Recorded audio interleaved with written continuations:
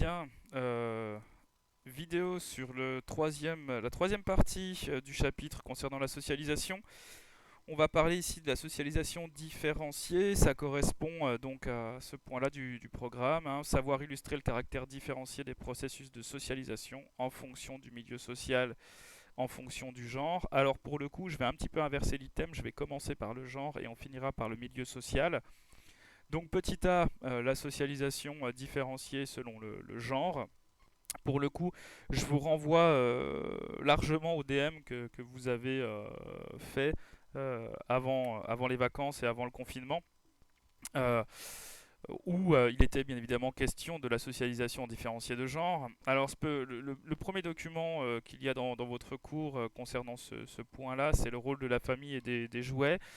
En fait, on vous explique à travers ce document finalement que la famille va avoir tendance à construire le genre et donc des rôles, ce qu'on appelle des rôles sexués, hein. C'est-à-dire que les filles vont avoir des rôles sociaux spécifiques, les garçons vont avoir des rôles sociaux spécifiques. La famille va donc largement contribuer à cette socialisation genrée, mais pas forcément de manière consciente, d'accord. C'est-à-dire que notamment les familles vont avoir tendance en fait à acheter des jouets qui, entre guillemets, sont typés pour les filles et typés pour les garçons. Là, vous voyez, l'image est assez parlante. On voit une petite fille, en fait, habillée en princesse et avec une table de repassage, hein. Donc, on voit bien ici les caractéristiques et les rôles qu'on attribue aux filles, hein. Le côté princesse, docile, jolie, etc. Et puis la table à repasser, finalement, le rôle social des filles et futures femmes, c'est finalement la gestion du foyer. Et on voit à côté, hein, une maman, probablement qui est à nouveau enceinte, qui par imitation finalement montre à la petite fille que la place de la maman, c'est la gestion du foyer, la gestion des enfants. Voilà, le père est absent de la photo et ça en dit long. Donc, les filles vont se construire par imitation de la mère, vont intérioriser des caractéristiques telles que la docilité, l'esthétique, etc. Et les garçons, eux, finalement, comme c'est expliqué dans le DM que vous aviez à faire, les garçons ne vont pas pouvoir se socialiser par imitation ou réelle imitation du père parce que le père est souvent absent. Or, ils vont vite comprendre que la mère est du sexe biologique opposé, donc ils vont se construire par opposition à la mère, par opposition au féminin, et ils vont rejeter finalement tout ce qui est féminin, et ils vont se tourner vers des activités extérieures, le bricolage notamment, ce genre de choses, parce que le père est absent, hein, du foyer, donc pour eux c'est ce qui paraît logique, c'est ce qui semble entre guillemets normal. Euh, et les parents vont avoir tendance à offrir des jouets du type des militaires, des soldats, des grosses voitures, des ateliers de bricolage, toutes ces choses-là. Euh, ce qui va en fait construire, hein, le garçon avec des caractéristiques opposées au féminin, c'est-à-dire non pas la docilité mais la virilité.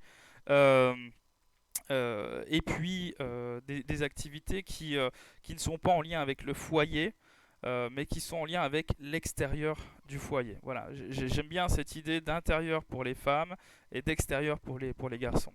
Alors, ce qu'il faut comprendre, c'est que les familles ne sont pas les seules à socialiser, à faire de la socialisation genrée, en fait, hein, par rapport aux enfants.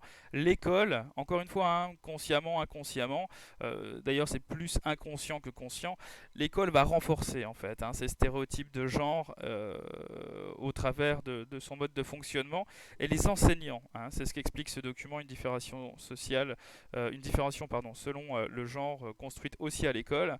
Les enseignants, en fait, très souvent inconsciemment, vont traiter différemment les filles et les garçons. Je m'explique, quand une fille a des résultats fragiles ou moyens, les enseignants vont avoir tendance à penser que la fille a fait son maximum et donc finalement que bon, bah, ses capacités sont pas forcément extraordinaires et donc elle fait du mieux qu'elle peut pour pouvoir réussir. Alors que le garçon, s'il a des résultats fragiles ou moyens, les enseignants vont avoir tendance à penser que il n'a pas assez travaillé, ce qui signifie implicitement que le garçon a plus de capacités que les filles, et donc les enseignants vont avoir tendance à pousser davantage les garçons que les filles.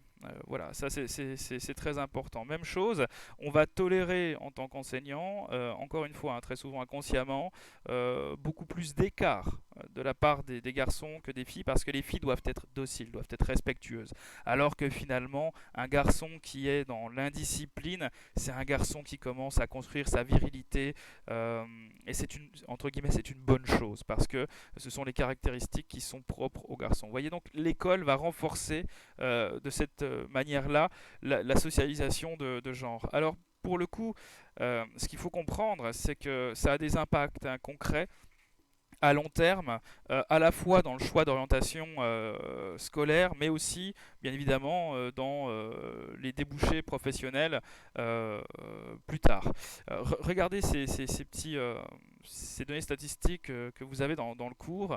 Si on prend donc la proportion de filles dans les classes préparatoires dans les grandes écoles, si on prend déjà les classes CPGE, on voit qu'il y a un peu moins de filles que de garçons. Ça, c'est quand même la première chose. On est à peu près à 45% de filles, donc 55% de garçons. D'accord? Donc déjà, entre guillemets, une légère sous-représentation des filles par rapport aux garçons. Et alors là, c'est assez impressionnant finalement statistiquement. Les classes préparatoires scientifiques, économiques, littéraires, vous prenez les classes préparatoires scientifiques, donc c'est débouché du bac S, qui va disparaître cette année, mais qui existe encore pour le moment.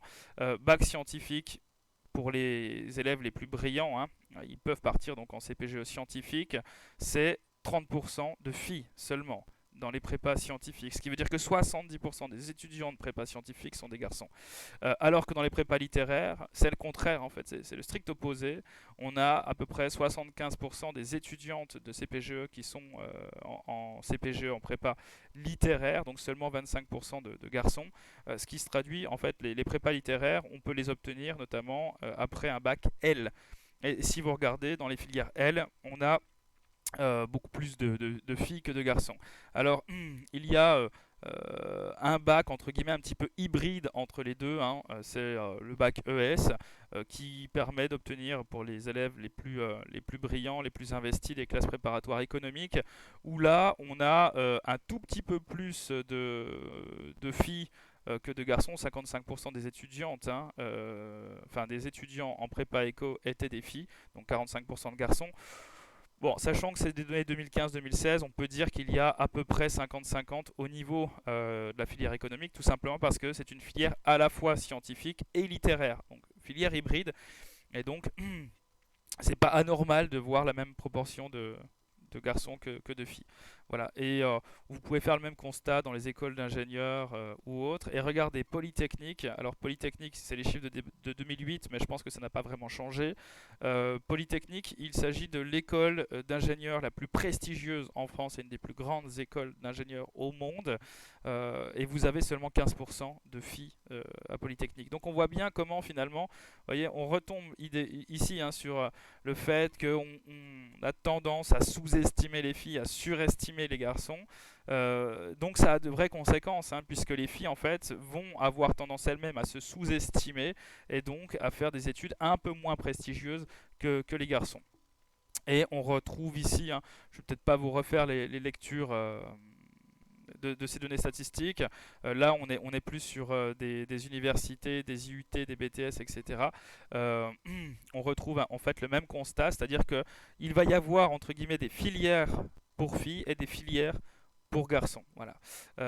Parce que, encore une fois, c'est en lien avec cette socialisation de genre qui est construite à la fois au sein des familles, mais aussi à l'école. Et ça, en fait, ça va avoir des conséquences dans le domaine professionnel, c'est-à-dire qu'on va retrouver beaucoup plus d'hommes que de femmes dans des postes à responsabilité. Par exemple, si vous prenez les PDG des 40 plus grandes entreprises, donc les patrons des 40 plus grandes entreprises françaises, il y a actuellement 0 femme. Voilà. Donc ça en dit long sur le rôle de la socialisation de genre et l'impact à long terme euh, au niveau des choix d'orientation professionnelle.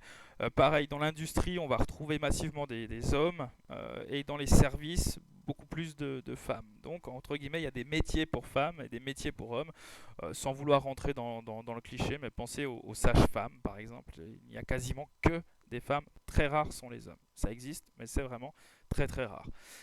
Alors, pour terminer là-dessus, je vous ai mis ici une petite vidéo en lien, donc Catherine Vidal. Dans le DM que vous aviez à faire, il y avait le dernier texte que vous aviez étudié, c'était un texte de Catherine Vidal. Et je vous laisse regarder la vidéo, mais il y a un exemple qu'elle donne dans sa conférence qui est assez intéressant. Une étude qui a été menée. Donc on va mettre des filles devant un exercice de mathématiques, géométrie pour être plus exact. Si on leur dit que c'est des mathématiques, elles vont avoir beaucoup de mal à faire l'exercice. On refait l'expérience, mais on dit aux filles que c'est un exercice de dessin.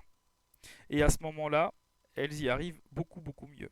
Ce qui veut dire qu'en fait, elles ont intégré pendant la socialisation le fait qu'elles sont faites pour l'art, le dessin, l'esthétique, et pas fait pour les sciences dures. Vous vous souvenez, dans le DM, vous aviez un texte sur le fait que les parents ont tendance à expliquer le fonctionnement des objets aux garçons et à décrire l'objet aux filles. On est exactement là-dedans en fait.